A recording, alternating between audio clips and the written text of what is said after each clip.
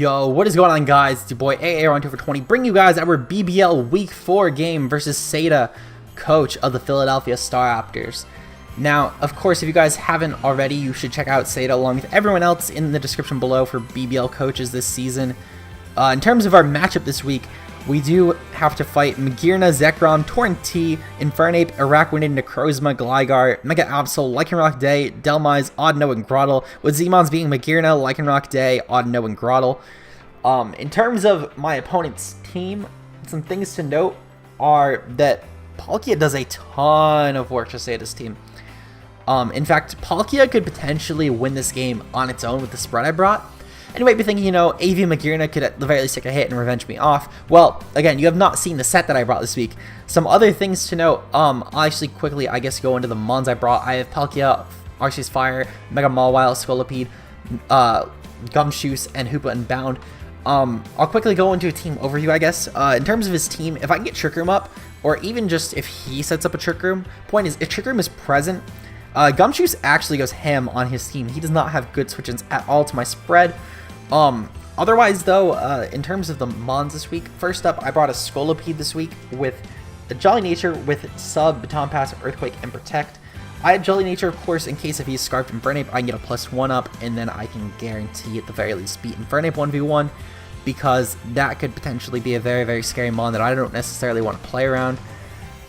In terms of the rest of his team, Earthquake, of course, helps us with things like Magearna. That's really it. There's not really any other reason for it, I guess. It's just, I'm mainly meant to just Baton Pass a Sub and do something like a Palkia, for example, and then just try and plow through his team late game. So, next up we got Boldro-O, our Palkia, with Adamant Nature with Bulk Up, Outrage, Earthquake, and Liquidation. This set at +1 can break through pretty much anything. The only risk would be I cannot click Outrage until Magearna is gone, but +1 Liquidation, at the very least 2-hit KOs everything. Necrozma does love the hit, of course. Actually, besides Araquanid, I should mention, I do need to outrage Araquanid. So if he does preserve that thing long enough, which I don't even anticipate it being preserved well at all, because of, I feel like it's his most expendable mon, even though it is one of his only Arceus-Fire checks, necessarily.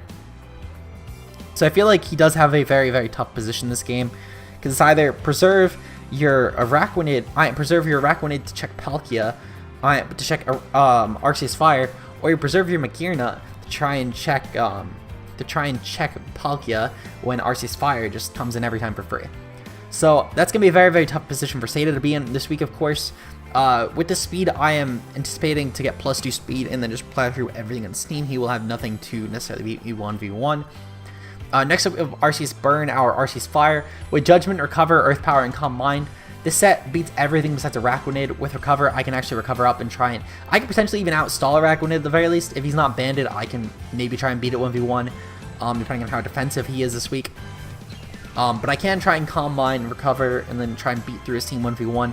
Everything... Oh, god damn it. I should put my phone on silent.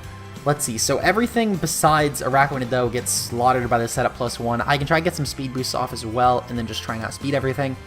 But Arceus Burn handles his team so well. Next up, we got Mega Jesus, our Mega Mawile, with Player Off, Iron Head, Stealth Rock, and Knockoff. This spread is mainly just meant to be a breaker. He doesn't have good switch-ins at all to this. I have Stealth Rocks up mainly just because this is by far my most expendable one in terms of wasting a slot on Rocks for. Because Rocks are going to be very important for things like the Tornadus-T. Seda also does have Infernape, of course, which could be very nice momentum for him. Even Magearna, even though it's resisted mon, it still is going to be nice to get some damage on that, because of course it's going to be switching around. Breaks a Sash and Araquanid potentially, nice for Gligar to lure that in, and Gligar is very easy setup fodder for me this week. So yeah, of course, Rocks always help, but I feel like they especially help versus Seda's team this week. Next we got Fruit Hoops, our Hoopa-Unbound, with Hidden Power, Ice, Drain Punch, Hyperspace, Fury, and Trick Room, with a Brave Nature and Life Orb. This set guarantees 2-hit KOing Gligar. I figured I can get off a Trick Room and then go for HP Ice on the switch-in, of course, because Gligar would probably be his Hoopa-Unbound switch-in, and then go for HP Ice twice and kill it off, because then he can't even U-turn us. Hyperspace Fury does nice against a lot of things like Zekrom, Tornadus-T, Necrozma. It's mainly for Necrozma, though, because Necrozma is probably his best answer to Palkia, at least my Palkia spread. It's his best answer for it. I have Drain Punch, of course, which is very solid for things such as the Mega Absol. It's literally just there for Mega Absol, to be honest. That's really it. Hoopa-Unbound, though, of course, going to be very, very hard for him to switch in on. I have Looker next, our Gumshoos, with Earthquake, Return, Sub, and Crunch. With the Sassy nature, this spread is meant to take hits well. I forget what I calculated for, but I know it was on the special end. I believe it was for Torn-T Hurricane, if I'm not mistaken. If not, it was for Magearna. Well, no, it was for Magearna Floor Cannon to guarantee 3 KO. That's what it was for. So overall though, I do have Earthquake, of course, on the spread, mainly for things such as Magearna, which is really his... Magearna and Dhelmise are his only switch-ins to normal type moves. Magearna gets handled by Earthquake, Crunch handles Dhelmise. I still 2-hit KO pretty much everything on his team, unless if it's like a Fizz Def Necrozma, but even then I still do a decent amount of damage to that. This thing is also meant to take hits from Necrozma fairly well, unless we use physical Necrozma, which in that case, good prep on my opponent's part. But special Necrozma, I feel like just handles my team so much better, because I do have a lot of ways around physical attacks, such as Intimidate with Mega Mawile pre-Mega. I have DNC, which while it can be either way, Fizz Def DNC, should I have brought DNC this week, would have been the much better play for things like Zekrom. So overall though, I feel like though that this Gumshoe spread handles his team pretty well. He lacks switch-ins to it at all, in my opinion. Also, this thing is meant to take hits from Torn-T very well. That's what the spread is for. Finally, oh wait, actually that was finally, my bad. So that is our team this week. Now let's get right into the actual game. Quick note, actually, before we start in the game, I forgot to mention this at the beginning, but the reason that we don't have separate builders this week is because I'm actually going to be on vacation during this time going up, so I figured I might as well just try and get everything in one video. I figured rather get it up than to not get it up. In terms of Sata's team, he brought Zekrom, Araquanid, Torn-T, Lycanroc-Day, Magearna, and Necrozma. Very different from what I anticipated, not gonna lie. I was surprised that Lycanroc came. I figured he might try and dedicate that spot to Dhelmise to be a switch-in to Gumshoes, because this team has no switch-ins to Gumshoes at this point. To be fair, Crunch would have still done a lot, but potentially like a Culver Dhelmise could have been nice. Again though, he lacks a switch into normal type moves from Dhelmise, because even Magearna is going to be put in range of an Earthquake unless it's Shuca Berry. So of course, I feel like that Sata's lead is probably going to be either the Lycanroc or the Araquanid, or even Necrozma, I guess, could be a lead. Magearna could, I guess, pivot, but I don't anticipate Magearna being a lead necessarily versus my team. It would be an awful lead in my opinion. So he actually does lead with Sion here, which is his Zekrom. So it's a very scary lead offensively for us. He's trying to really offensively pressure us. God damn it, I can't talk. So I do love with Scolipede here, though. I figured that was a pretty solid lead in terms of trying to match up his. I figured that I might as well turn one, just try and bank off of him in case if he's maybe Scarf and just trying to play around us. So he does go into his Torn-T here, of course. I figured I was pretty free to just go for a sub. I figured maybe I could try and just play around him and just see what he's going to go for. I could still take at the very least one Scarf hit, however I wouldn't have been able to get a sub up necessarily, so I probably should have went for Protect. However, it did work out greatly for him hard swapping Torn, because now I can get the +2 speed off, and I can Baton Pass pretty freely at this point. So, of course, he's going to have to break our subs, so he's going to go for the Air Slash. Sata, of course, having horrible luck with Hurricane this season, so he's really just trying to go for an Air Slash there, just to have a reliable, or somewhat reliable, flying type move to hit me with. So at this point, I do Baton Pass, +2 speed. I think at this point, I can go for the 6-0. I don't really see any reason not to just go for the 6-0, so I'm going right into Boljo-Wow, our Palkia, because if I can get the +2 attack, I sweep through his team. There is no possible way that I don't. So at this point, he does go for the Air Slash, and it's going to do a decent amount of damage, of course. He is going to actually be able to break our sub this turn. So that is really nice for us. I figured at this point, he's going to have to switch, especially being Life Orb Torn. I figured he had to switch. So I'm going to go for a Bulk Up here. I figured that he was going to hard swap probably into Magearna, so I figured that Bulk Up was pretty free. However, he does end up going for the Toxic here, the one move that can stop our Palkia sweep this week. So that is very unfortunate, because now he literally just needs to switch around me until I die, and then we're out of here. So Palkia sweep this week, very unfortunate. It's not going to happen. I should have probably in hindsight just went for the Outrage at this point, because at the very least I get a clean to kill, baited him Magearna, and then try to set up Calm Minds with Arceus-Fire. However, I decided I'm going to be cheeky here, and I go for the Liquidation, and we do a fair amount of damage, to be fair, for only being at +1. And of course, Palkia isn't exactly the most physically offensive mon anyway. And we do still get this thing off with Earthquake regardless. So I figured it was pretty free. However, he does hard swap here, and he goes into Zuyu, which is his Necrozma at this point. So I do go for an Earthquake, of course, at +1. I should still be getting off a fair amount of damage, of course.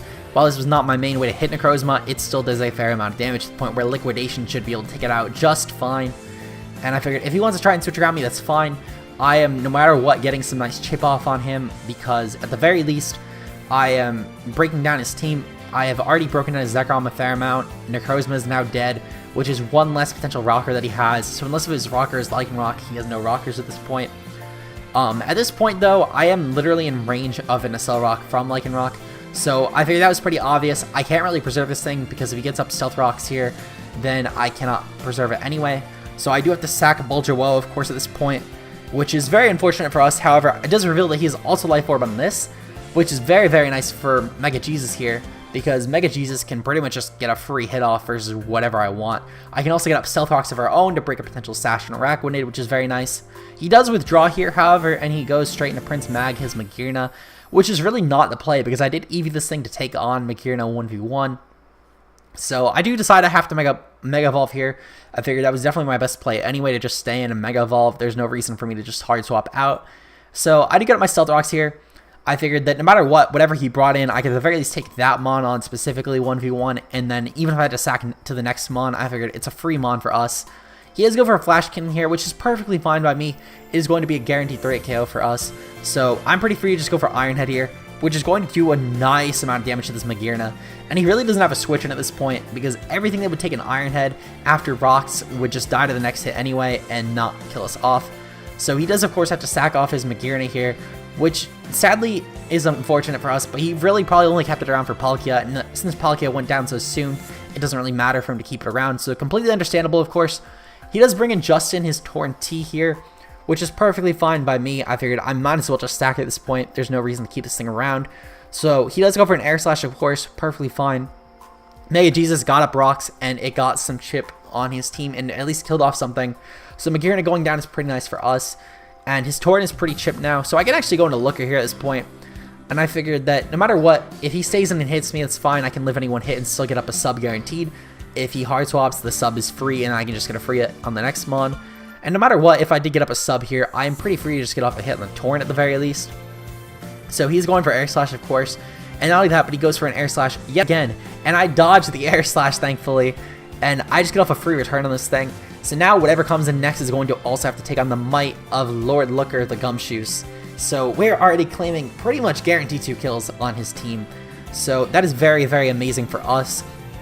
He does bring in Taiwu here, his Lycanroc, which is pretty free for us, of course, to just click Earthquake on.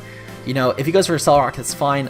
I'm not sure why he didn't just go for a normal move, but of course he still did break the sub anyway, so regardless, it was pretty free for him. I do just go for an Earthquake here, and of course claim another life with Lord Looker the Gumshoes. So we've already claimed 2 kills with this motherfucker, and it's only its first game. And people said I wouldn't even bring it to 1 game, yet I'm claiming 2 kills with it in the first. And it's only week 4 anyway, so you know, we still got plenty of time for Lord Looker the Gumshoes.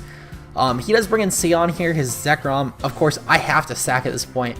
I don't have a great switch into Zekrom, to be honest. Well, I have Arceus, but it's not the best switch in after, just in general, it's not a great switch in to Zekrom, because depending on spread, if he's like Banded, for example, and he went for Banded Outrage, that could potentially 2-hit KO us. Of course, I do have Wazer on that, but it's still not a preferred switch in necessarily. So I do bring in Arceus Burn here. I figured I'm pretty free to just go for really whatever I want. I can try and Calm Mind up here and just see what he goes for. He does withdraw and go into Mr. Warral here, which is his Araquanid. So that is perfectly fine for us. I could try and potentially beat this in 1v1 with my Arceus-Fire. I figured that regardless, Scolipede can clean up anyway, so I wasn't necessarily in a position to just hard swap. In terms of leftover mons, Arceus-Fire I felt like was my best way to handle this, because I could just Calm Mind and then just go for Judgments, and maybe just try and take out his spread and just see what happens. So of course, we do get off some nice damage. 2 more of those can definitely kill. He goes for the Liquidation here, and he does a fair amount of damage. However, he does not kill me actually, he doesn't. He barely 2-hit KOs, but with the defense drop, if I recovered up, I would easily get slaughtered by this thing. So I decided at this point I'm just going to go for a Judgment here, and just try and beat this thing. In the very least, maybe I can get a crit or a high roll. He does go for a Liquidation here and takes us out though, so very unfortunate. However, it's not the biggest deal in the world necessarily. So at this point in the game though, we do decide, I figured that Fruit Hoops is probably my best play here, because if he, I figured main reason being is I could just kill this thing off guaranteed. Earthquake was a roll to not kill depending on how bulky his spread was, and I really did need to preserve Scolipede for later on in the game. So Fruit Hoops here, of course, does take out his Mr. Warwall, the Araquanid, and we can claim another kill. I do need to sack this thing to Zekrom, of course, that's no big deal. I had already anticipated that. Had I went for a Trick Room there, though, that could have been very detrimental. So again, there wasn't really a free play to go for Trick Room there because I would not have wanted to take a hit from that at all. So, of course, he does bring in Sion here, his Zekrom, and I'm going to sack no matter what. And he is going to be going for the Fusion Bolt at this point, and that is definitely going to take us out, of course. There is no possible way that I live that hit. And I do bring in Bridgestone at this point pretty freely here, and I get off a pretty free Earthquake. However, as I said earlier on, I wanted to make sure this thing wasn't Scarfed because Scarf could have been potentially scary for us. So I do just go for the Protect. It's the freest Protect in my life. There's no real downside to it because no matter what, he's not going to be able to boost his speed and outspeed us. And my Earthquake next turn is guaranteed to go off. So, of course, I do get my +1 speed up, and now I'm pretty free to just click Earthquake here and take out the Zekrom. So that's going to be a very good game to Seda. I predicted actually before this game that I was going to win this game 5-0 or 6-0, but Seda gave me one hell of a run for my money. We almost lost that game. So, crit at the end, I'm not sure if that mattered or not. I'm fairly certain the roll, I still had a potential roll anyway to kill, according to Seda. So that is going to be it for this game, of course. If you guys did enjoy, leave a like down below. Check out Seda along with the rest of the BBL coaches. Links in the description below. And I will see you guys next week. We take on Psycho Chef, coach of the Middle Tennessee Roma Raiders. And I am looking forward to this game. Peace out.